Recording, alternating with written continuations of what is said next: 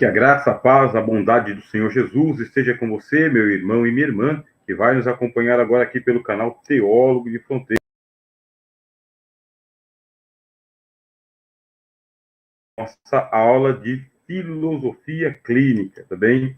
Filosofia clínica, nós estamos partindo para o quarto módulo, tá bem? Já vejo aqui a presença da nossa irmã Vera e do nosso irmão Roberto, tá bem? Eu acredito que o som deve estar chegando para vocês aí, né? Som chegando para vocês aí audível. Estamos retornando aqui utilizando o programa StreamYard, que é um programa que me permite fazer compartilhamento de tela, e isso não foi possível na semana passada, mas nós vamos fazer isso hoje, tá bom? Por isso, como que está aí a situação do som, você me fala, porque da última vez eu comecei a falar, falei quase 10 minutos, e o som não estava saindo, embora que quando eu fiz o teste aqui, estava saindo naturalmente, normalmente. Eu vou retomar um pouco da explicação do que nós vamos estudar neste trimestre. Nós estamos iniciando também o quarto trimestre do curso de Filosofia Clínica. Quarto trimestre. Veja só quanto chão a gente já andou e já estamos na metade do curso, tá bem? Na metade.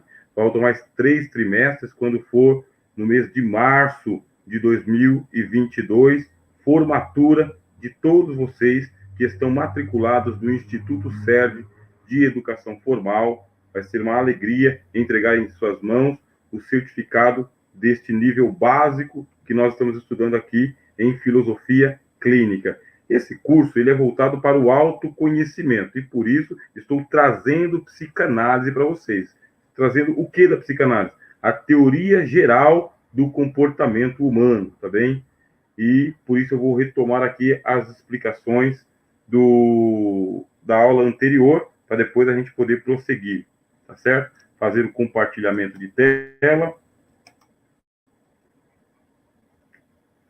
E benção.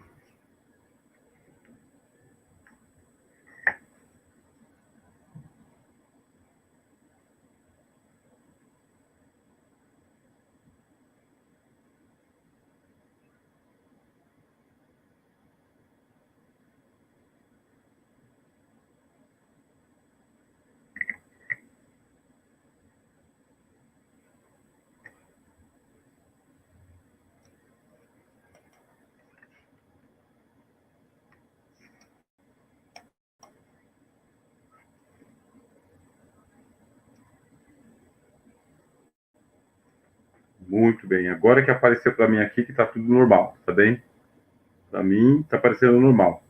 Eu espero que esteja sincronizado áudio e imagem. Esse programa ele é bom por causa disso aí. Ele sincroniza bastante, uma boa qualidade da imagem, uma boa qualidade do som. Agora, o melhor retorno que eu posso ter é de vocês, tá bem? Que estão nos acompanhando aí, irmão Roberto e irmã Vera, que já estão presentes.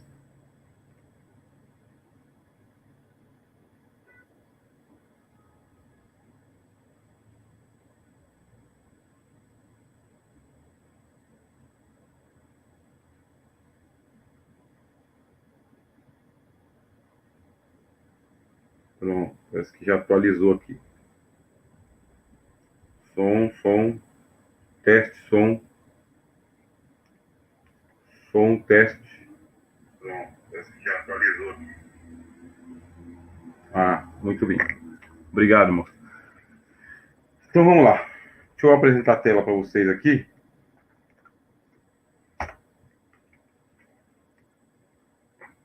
Nós vamos estudar a teoria psicanalítica, tá bem? Teoria psicanalítica dentro do curso de filosofia clínica. Eu vou só rememorar aquilo que nós falamos na primeira aula. A psicanálise também está entrando aqui em filosofia clínica como a ciência do inconsciente. É uma teoria, essa é a teoria psicanalítica de que nós temos o nosso nível de consciência. Nós estamos conscientes da nossa existência, mas a própria consciência ela é formada. Nós não nascemos conscientes. Existe uma formação para a nossa consciência. E essa consciência está ligada diretamente com quem você é no mundo. quem você é para você mesmo, quem você é para a sociedade, para o lado de fora. Você toma consciência de quem você é e de quem você não é. Por isso que está representado por essa imagem aqui, tá bem? Que seria o oceano. O oceano, você vê que tem as águas aqui e tem a linha do horizonte. Preste bem atenção na linha do horizonte, porque está representando você, consciente disso que eu estou falando, de quem você é. Mas a psicanálise, como eu expliquei na primeira aula, ela é a ciência do inconsciente, representado por este pescador que eu estou mostrando para vocês aqui. Esse pescador, ele está puxando um peixe da superfície do mar, não está nas profundidades. Por quê? Porque abaixo do nível da consciência nós temos o inconsciente. E esse inconsciente, ele é assessorado pelo pré-consciente. O inconsciente, ele tem camadas. Ele tem a camada lá embaixo mesmo, do inconsciente, e ele tem a camada do pré-consciente. Esse pescador, ele está puxando o peixe da superfície, representando o quê? Representando o nosso pré-consciente. Quer dizer, a gente quase acessa o inconsciente, mas não acessa, porque nós não temos ferramenta para isso. Quer dizer, o molinete que a gente utiliza não tem linha suficiente para poder chegar nas profundezas, só na superfície. Assim acontece com você e comigo. Eu sei quem eu sou. Eu sei que o meu nome é Rogério. Eu sei onde moro, bem? E sei quem eu não sou. Isso aí é o nível do consciente. Mas, de vez em quando, eu me perco de mim mesmo. Quer dizer, existem vários eus. Esses vários eus ficam aonde? Fica na personalidade. Eu vou estar falando para vocês aqui sobre a teoria da personalidade. Esta imagem que eu estou mostrando para você representa o inconsciente no nível da pré-consciência, ou seja, da superfície. Tá bem? Em psicanálise, o inconsciente, ele é um lugar desconhecido pela consciência. Hoje, nós temos a teoria do inconsciente, é a teoria. Quem fez essa teoria? Pelo menos o pai da psicanálise mundialmente assim reconhecido é Sigmund Freud. O que ele vai propor para nós? Que assim como nós temos o consciente, nós temos o inconsciente, tá bem? Mas quem é que vai explorar o inconsciente? Bem, é a psicanálise que vai explorar o inconsciente. Os psicólogos aceitaram isso de boa? E todos os psicólogos aceitaram? Não, não aceitaram. Porque os psicólogos trabalham com o homem consciente ou subconsciente, mas inconsciente não. Esse subconsciente seria o que Sigmund Freud chamou de pré-consciente. E os psicólogos vão chamar de subconsciente. Mas o inconsciente, o que é isso? É isso aqui que eu quero convidar vocês a participarem do curso de filosofia clínica, tá bem? É uma ciência para seu autoconhecimento. Já já estarei falando com vocês através do chat.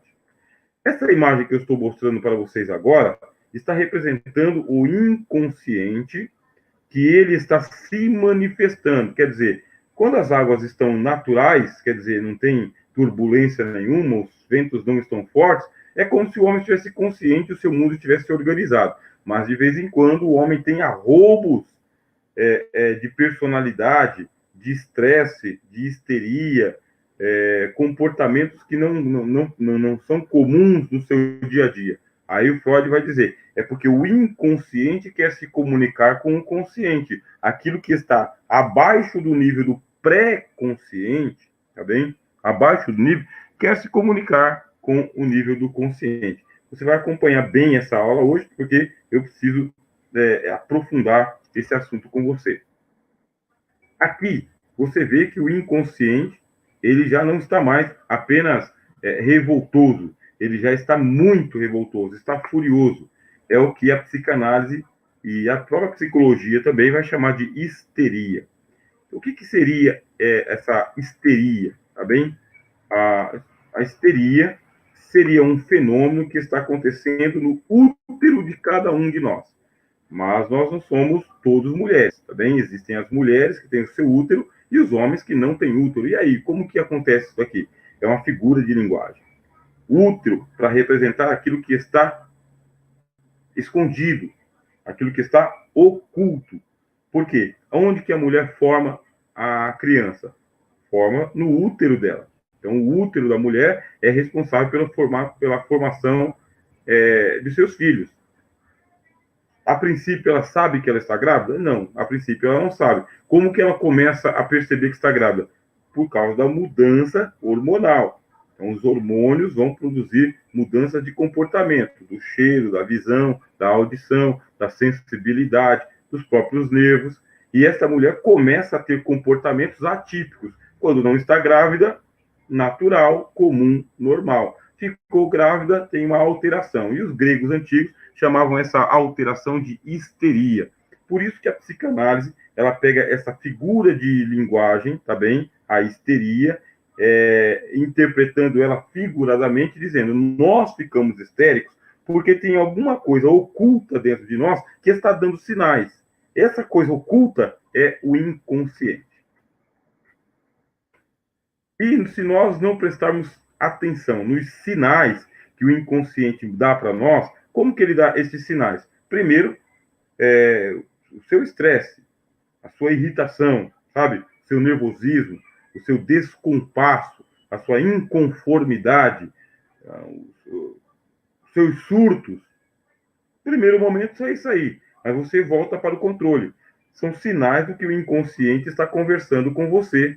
E você sabe que, em determinados momentos, você foge da curva. Outra figura de linguagem. Você acelera demais e o carro perde o controle, por isso que você fica fora da curva. Agora, e se você não prestar atenção nesses sinais?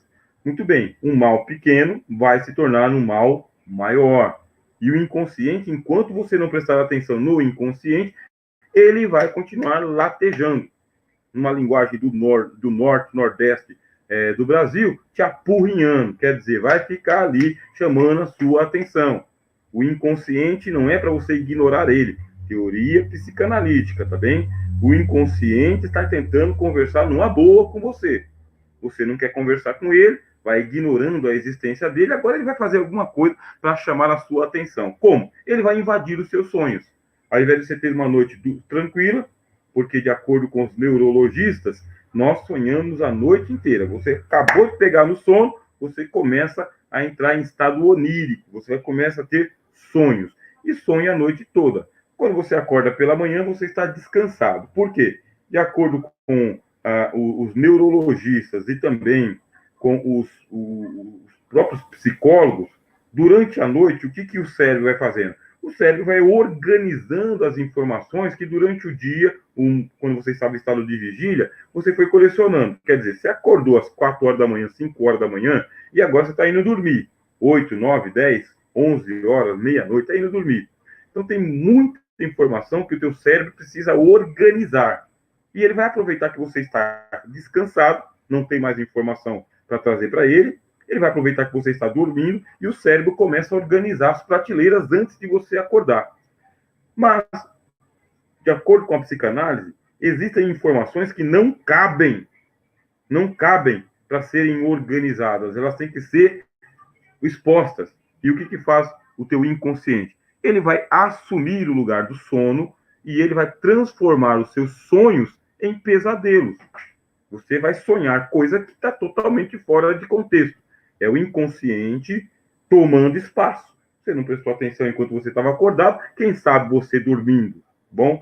E se nem dormindo, se os teus sonhos não te perturbam, você acorda pela manhã, teve o pior dos pesadelos, ou então um sonho mais esquizofrênico, mais louco da vida, e você levou numa boa, foi trabalhar, foi se divertir, foi cuidar da sua casa, foi assistir seus filhos, você não prestou atenção na linguagem do inconsciente, agora ele vai causar transtornos psicossomáticos em você.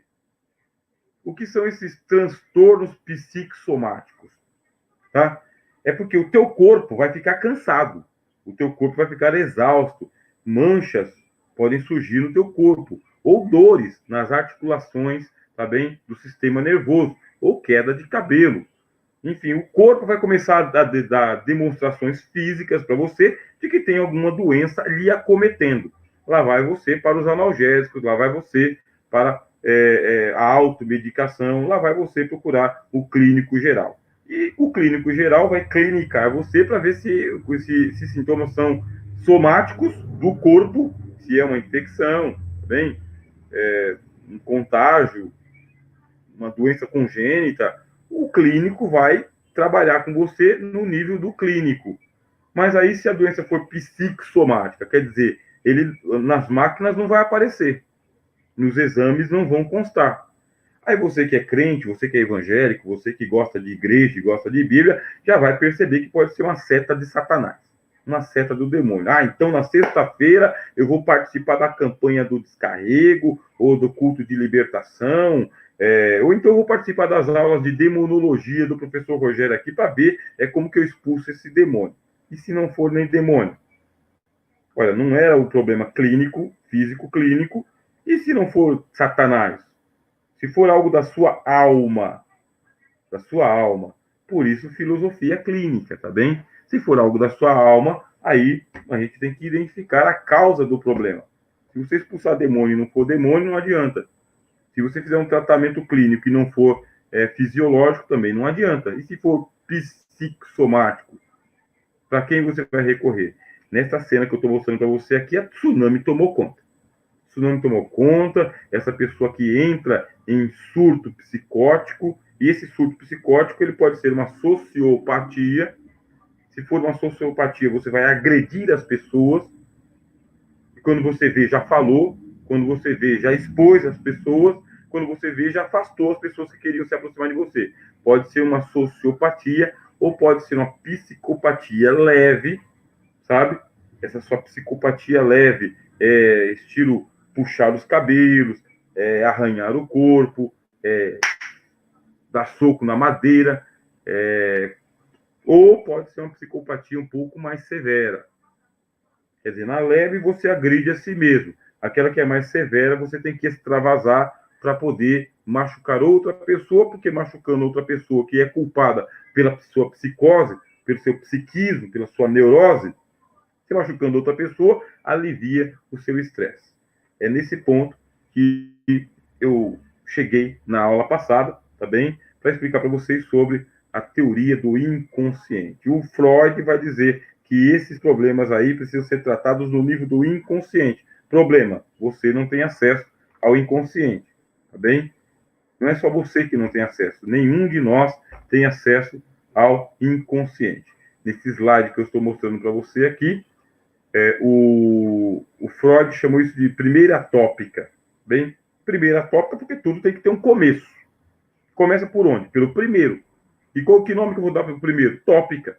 Então, na primeira tópica, elaborada por Sigmund Freud, trata-se de uma instância ou um sistema constituído por conteúdos recalcados que escapam a outras instâncias, o pré-consciente e o consciente. Agora vamos lá falar um pouquinho com vocês antes de eu explicar esse slide, tá bem? E assim a gente dá continuidade aos nossos estudos, tá bom? Eu falar com vocês aqui, que eu gosto muito de falar com vocês através do chat, tá bem? Eu vi que vocês já se manifestaram um pouco, então já tem material para a gente conversar. Essa conversa é interessante, meus irmãos. Eu tenho, assim, uma forte tendência a gravar as aulas, deixar as aulas gravadas, porque assim eu libero à noite, tá bem? Tanto para os alunos do Instituto Sérgio, quanto para mim também. Eu libero à noite. Eu vou fazer outra coisa. A vida é corrida. O dia é corrida e a noite é corrida. Mas como por causa da interação que eu tenho com vocês ao vivo, na live, a gente está mantendo ainda as nossas aulas aqui neste momento. Vamos ver aqui. Onde está você? Onde foi parar você?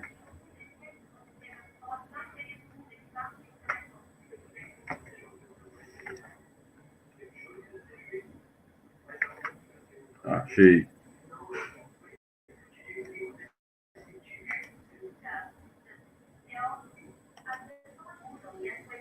Muito bem. Vamos lá. Bom, presente aqui nossa irmã Vera, nosso irmão Roberto, né? Obrigado pelo retorno, está ótimo. Roberto Lani, a paz do Senhor Jesus a todos. Nosso irmão Erlan Alencar, dando uma boa noite. E a nossa irmã Nice, né? Nossa irmã Nice, dando a paz a todos, dizendo que está preocupada, né? Porque tem o mesmo sonho há anos. Então, primeiro, vamos falar um pouquinho sobre sonhos, por quê? Porque o Freud,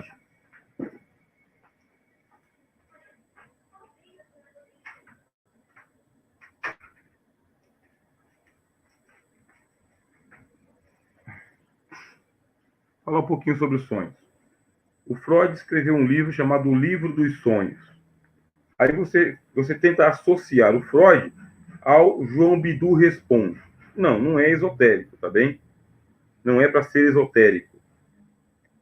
Os sonhos, de acordo com a teoria psicanalítica, os sonhos, ele é a linguagem ou a roupa que o inconsciente veste, o inconsciente.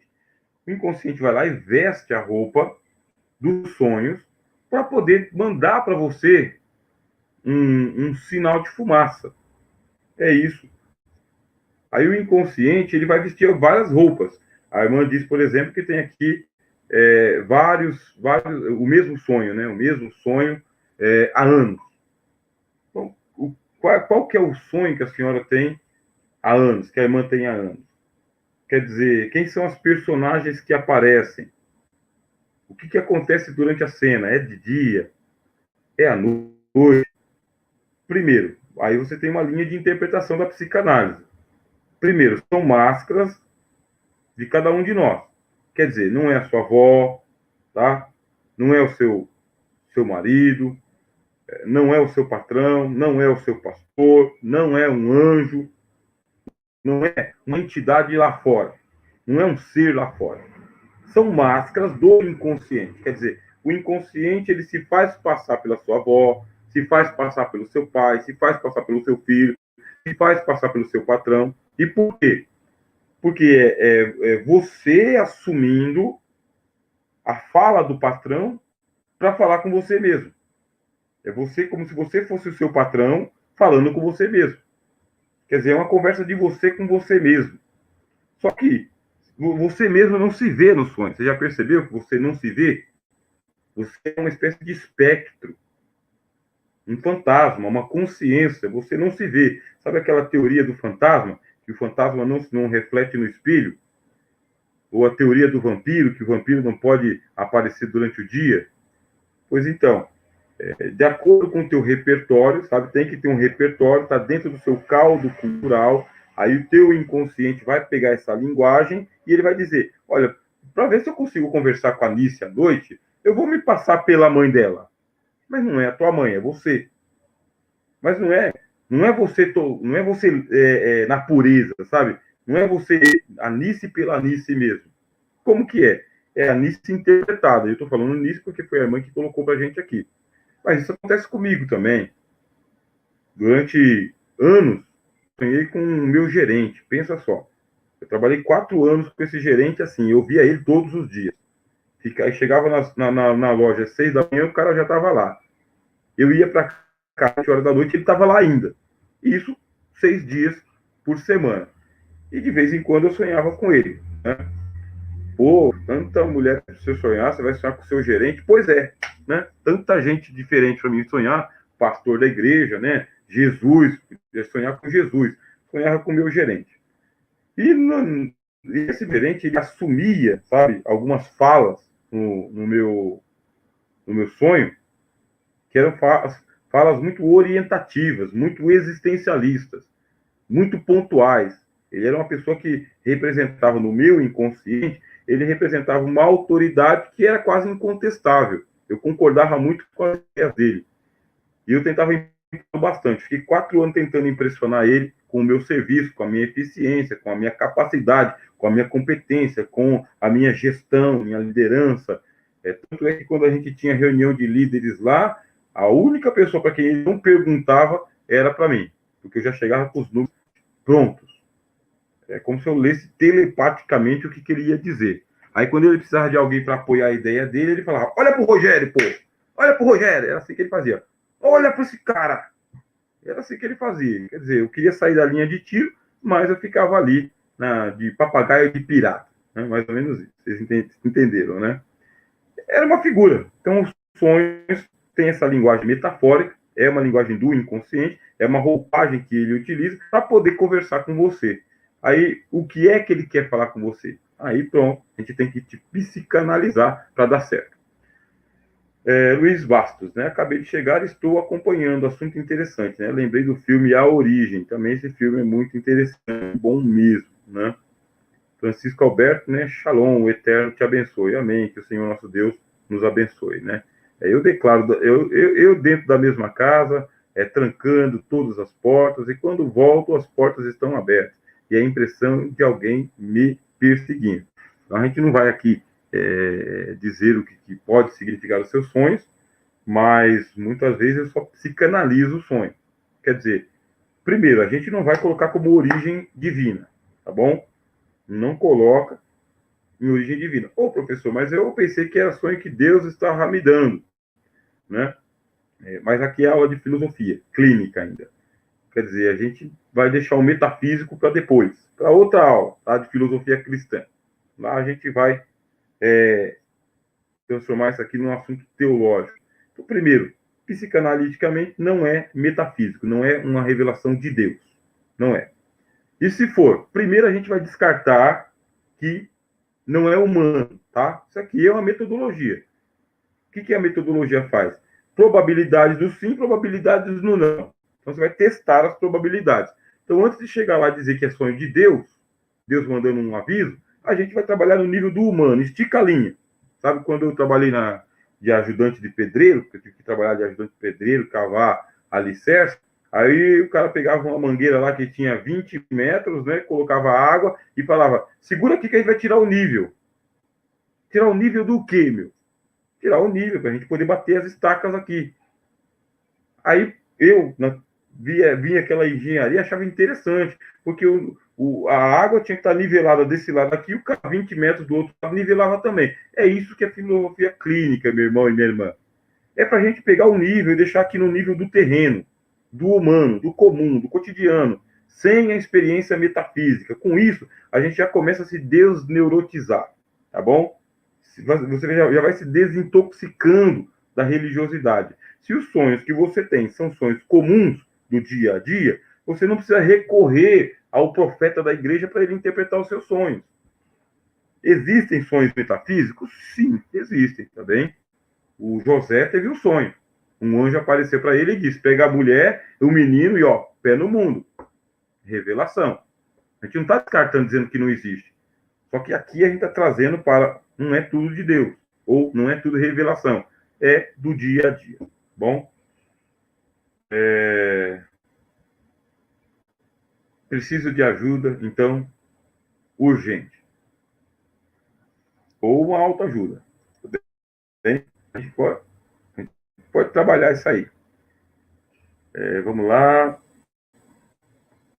Eu espero que imagem e som estejam saindo para vocês legal aí, tá bom? Se travar, vocês me dão um toque, pelo amor de Deus. Tá? Porque só vale a pena esse programa por causa que ele faz compartilhamento de tela. Falando em compartilhamento de tela, deixa eu compartilhar com vocês aqui, tá? O slide. Eu quero explicar esse slide para vocês.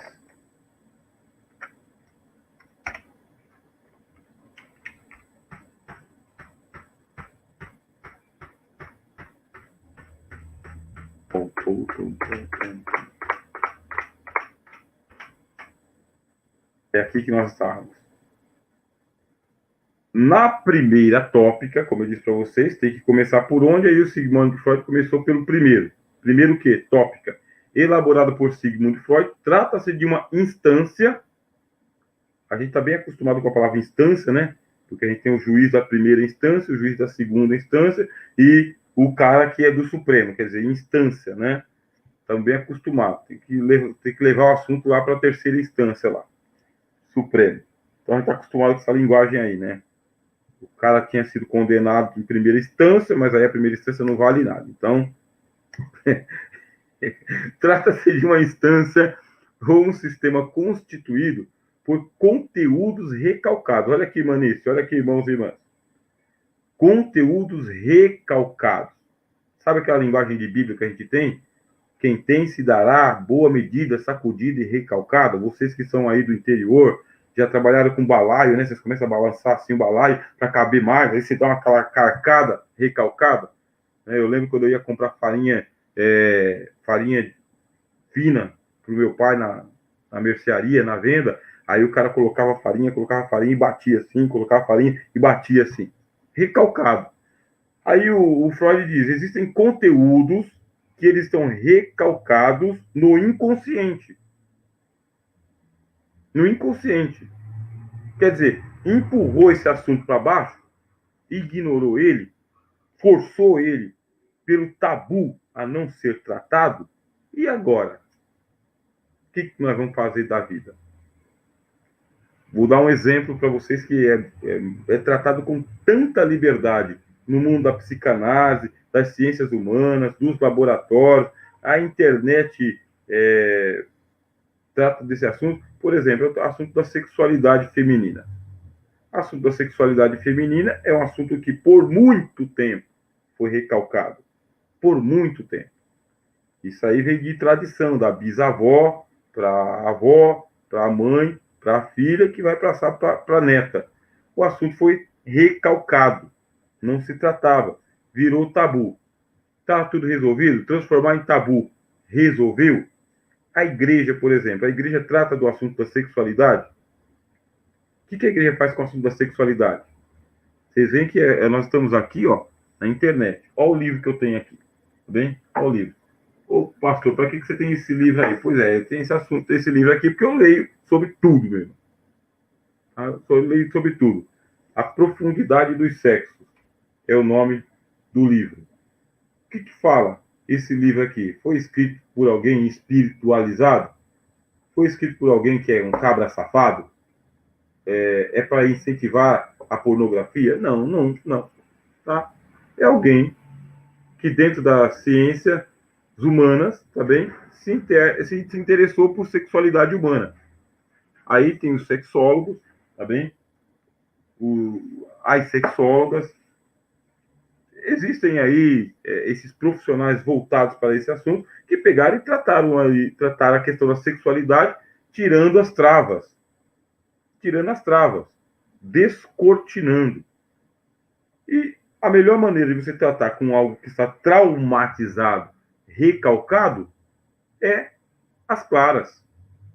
Para isso, tem que ter um repertório. Quer dizer, quando a gente fala tratar as claras, não significa que a gente vai escancarar, que a gente vai tratar ou maltratar sem ter um repertório, um vocabulário, um cuidado pastoral, no nosso caso, né? Nós somos evangélicos, mas um cuidado humanístico também, porque nós somos de ciências humanas. A filosofia faz parte das ciências humanas. Só que a gente trata do assunto. E trata do assunto tranquilamente. Nós, da igreja, a gente sofre muito, sabe, por causa da plaquinha que colocaram. Ah, lá, é crente. Então, essa plaquinha é crente atrapalha muito a gente tratar dos assuntos claramente. Comigo, ninguém nem fala isso, tá? Nem fala isso, porque talvez já acompanhe um pouquinho da nossa liberdade em falar das coisas com muita naturalidade. Então, existem conteúdos que estão recalcados, que escapam às outras instâncias, tá bem? O que é escapam? O pré-consciente e o consciente. Consciente, eu vou dizer para vocês, é você sabendo quem você é. O pré-consciente é aquela superfície que vai dizer, olha, nem tudo você pode falar em público, mas de vez em quando você pode deixar escapar. Aí você tem o consciente e o pré-consciente. Mas a psicanálise, ela não trabalha com o consciente, tá bem? A psicanálise, ela também não trabalha só com pré-consciente. Pré-consciente dá para a gente fazer por aqui mesmo, sabe? É o pré-consciente, dá para conversar olhando no olho. Uma garrafa de café, um bolo, tá bem? Ou refrigerante, ou suco. Dá para a gente conversar por aqui mesmo. No consciente e no pré-consciente. Mas o inconsciente não é assim, não. O inconsciente está sendo representado por essa cena que eu estou colocando para vocês aqui. O inconsciente é essa pessoa que está se afogando. Essa pessoa está se afogando. E lá no subconsciente dela, ela está submersa. Ela está submersa e tem algo acontecendo lá embaixo do nível da consciência. Nesse momento, você está prestando atenção no professor Rogério. Você está prestando bastante atenção. Só que o seu inconsciente está trabalhando, tá? Seu inconsciente não está dormindo. Ele não dorme, esse inconsciente. Ele fica em stand-by. Tem alguma coisa acontecendo lá embaixo. Coisa que você não vai contar para mim, você não vai colocar no chat, coisa que você não vai contar nem para Deus, tá bom? Vai que Deus se zanga com você, mas não, Deus não vai se zangar com você, fica tranquilo. Se existe uma pessoa que ele é confidente, é Deus.